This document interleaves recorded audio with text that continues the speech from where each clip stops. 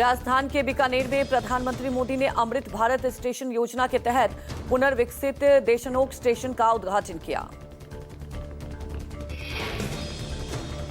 PM 26,000 crore रुपए से ज्यादा की परियोजनाओं का करेंगे शिलान्यास और उद्घाटन। पालना में एक सार्वजनिक समारोह को भी करेंगे संबोधित। प्रधानमंत्री मोदी ने देशनोक में करनी माता मंदिर में दर्शन और पूजा अर्चना की। राज्यपाल और सीएम भी मौजूद रहे। आज कनिमोझी की अगुवाई वाला डेलीगेशन विदेश हुआ रवाना। डीएम के सांसद कनिमोझी 8 सदस्यीय प्रतिनिधिमंडल का नेतृत्व कर रही हैं। ये प्रतिनिधिमंडल रूस सहित 5 देशों की करेगा यात्रा। वहीं संजय झा की अगुवाई वाला दल जापान और श्रीकांत शिंदे की टीम अबू धाबी पहुंच गई है। आतंकवाद पर पाकिस्तान को दुनिया में बेनकाब करने की भारत की कूटनीतिक मुहिम के तहत हो रहा है ये दौरा। दुनिया देखेगी कि पाकिस्तान का असल चेहरा क्या है। जासूसी के आरोप में गिरफ्तार यूट्यूबर ज्योति मल्होत्रा अदालत में हुई पेश। सुनवाई के दौरान कोर्ट ने बढ़ाई 4 दिन की पुलिस रिमांड। ज्योति से 5 दिन तक पुलिस कस्टडी में हुई पूछताछ का पूरा ब्यौरा दिया। भारी सुरक्षा के बीच ज्योति की कोर्ट में पेशी। उस दौरान परिसर में किसी दूसरे की एंट्री नहीं थी। ज्योति की आज खत्म हो रही थी पुलिस रिमांड। बता दें कि हिसार पुलिस को मिली थी 5 दिन की रिमांड। पुलिस ने ज्योति को लेकर किए कई खुलासे। दिल्ली एनसीआर में कल शाम तेज आंधी के साथ बारिश हुई और कुछ जगहों पर ओले गिरे। इस दौरान करीब 80 किलोमीटर की रफ्तार से चली हवा। दिल्ली एनसीआर में जगह जगह पेड़ और बिजली के खंभे उखड़ गए। इसके चलते 2 लोगों की मौत हो गई। पहली मौत हजरत निजामुद्दीन इलाके में हुई। आंधी के दौरान एक दिव्यांग व्यक्ति के सिर पर खंभा गिरने से उसकी मौत हो गई। दूसरी घटना गोकुलपुरी में हुई। तेज हवाओं के कारण पेड़ गिरने से 22 साल के युवक की मौत हो गई। पेड़ गिरने से कई गाड़ियों को भी नुकसान पहुंचा है। नोएडा ग्रेटर नोएडा पेड़ और साइन बोर्ड गिर गए हैं। तेज आंधी और बारिश के कारण ट्रैफिक बुरी तरह से प्रभावित हुआ। नोएडा से कालंदी कुछ तक ट्रैफिक जाम हो गया और लोग लंबे समय तक जाम में फंसे रहे। लंबे जाम की वजह से लोगों को काफी परेशानी का सामना करना पड़ा। आंधी तूफान का असर दिल्ली मेट्रो पर भी पड़ा। रेड, येलो और पिंक लाइन पर मेट्रो सेवाएं कुछ समय के लिए रोकनी पड़ी। दिल्ली से उड़ान भरने वाली कई फ्लाइट्स को भी देरी का सामना करना पड़ा। मौसम विभाग ने अगले कुछ दिनों में बारिश और आंधी की जताई संभावना। लोगों को सतर्क रहने की सलाह दी है। दिल्ली में तेज हवा के साथ भारी बारिश के कारण हजरत निजामुद्दीन पुलिस स्टेशन के पास गिरा पेड़। 2 वाहनों को पहुंचा नुकसान। तेज हवा के साथ हुई बारिश के बाद कश्मीरी गेट में एक जूस की दुकान की बाउंड्री गिर गई। बाल बाल बचे लोग। दिल्ली एनसीआर में आंधी बारिश का कहर। नोएडा ग्रेटर नोएडा एक्सप्रेसवे पर सेक्टर 145 मेट्रो स्टेशन के सामने खंभा गिरा। गाजियाबाद में भारी बारिश के कारण सड़क पर गिरे पेड़। डीएम ऑफिस रोड के पास हुआ हादसा। वहीं दिल्ली में 3 मूर्ति मार्ग पर पेड़ उखड़ने से गाड़ियां हुई क्षतिग्रस्त। उत्तर प्रदेश में गोरखपुर समेत कई शहरों में सुबह से हो रही है झमाझम बारिश। वर्षा होने से तापमान में आई भारी गिरावट। लोगों को मिली गर्मी से राहत। बारिश के कारण कई क्षेत्रों में हो गया जलभराव। गोरखपुर जिला अस्पताल क्षेत्र के सामने सड़क पर पानी लग जाने से लोगों को आने जाने में दिक्कतों का सामना हो रहा है। आगरा में भी आंधी बारिश ने बढ़ाई लोगों की परेशानी। आंधी बारिश से शहर से लेकर गांव तक बिजली आपूर्ति हुई बाधित। आंधी में कई जगहों पर पेड़ गिरे। होर्डिंग्स और स्ट्रीट लाइट के पोल भी गिर गए। असम की राजधानी गुवाहाटी में भारी बारिश से हाल बेहाल।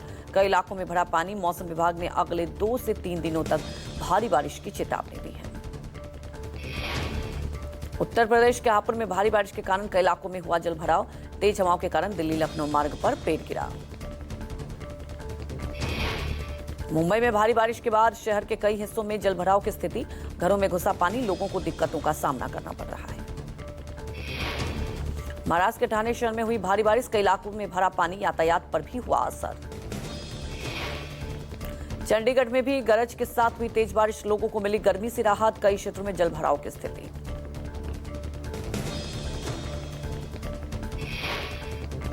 दिल्ली से श्रीनगर जारी फ्लाइट की करानी पड़ी इमरजेंसी लैंडिंग।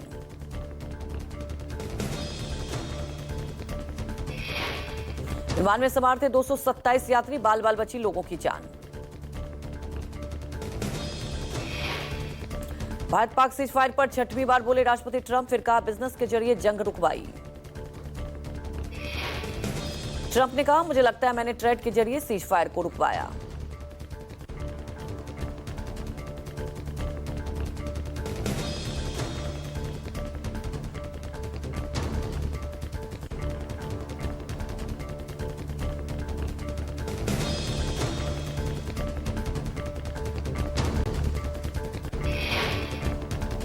कांग्रेस नेता सुप्रिया श्रीनेत ने ट्वीट कर डोनाल्ड ट्रंप से फिर लिया भारत पाकिस्तान के बीच सीज फायर का क्रेडिट को लेकर हमला बोला।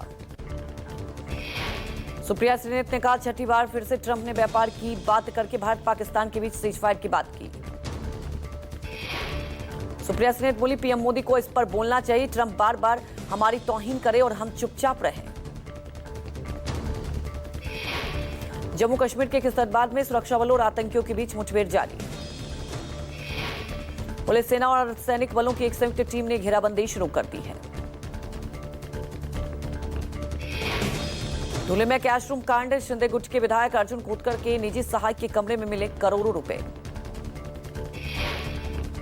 खोतकर के पीए किशोर पाटिल ने रूम नंबर 102 से 1 करोड़ 84 लाख रुपए की नकदी पकड़ी है। शिवसेना कार्यकर्ताओं के विरोध के बाद कमरे का ताला तोड़ने पर कई करोड़ रुपए की नकदी बरामद की गई।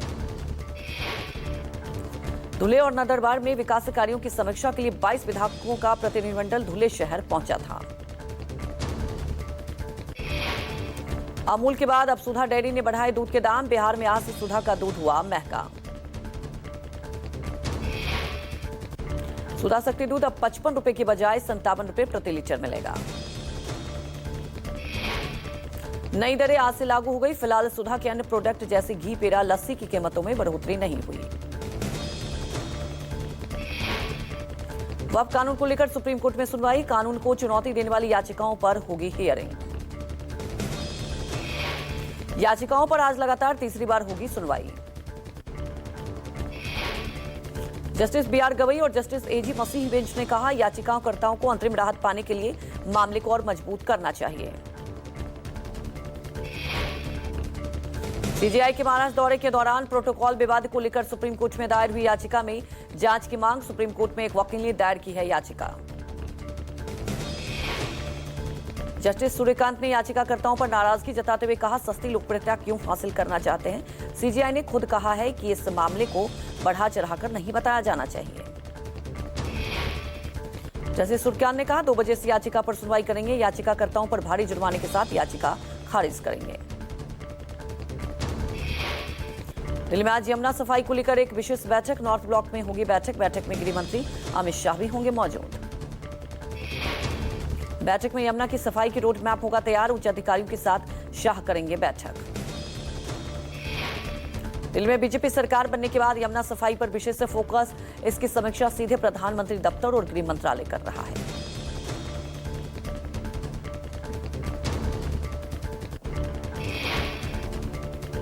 मीना टिवर्स ने लॉन्च की मिनाटी ब्लॉकचेन, जिसके जरिए रियल टाइम मॉनिटरिंग, सुरक्षित फाइनेंशियल ट्रांजैक्शन और पारदर्शिता संभव हो गई।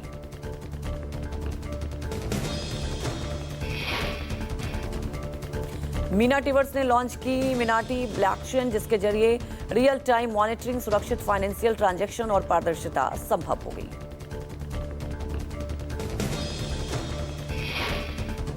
मिनाटी ब्लॉकचेन इनोवेशन में डिजिटल वर्ल्ड एडवांस होगा। प्रोजेक्ट का उद्देश्य लोगों को एक ऐसे भविष्य से जोड़ना है जो तेज, सुविधाजनक और पूरी तरह से डिजिटल हो।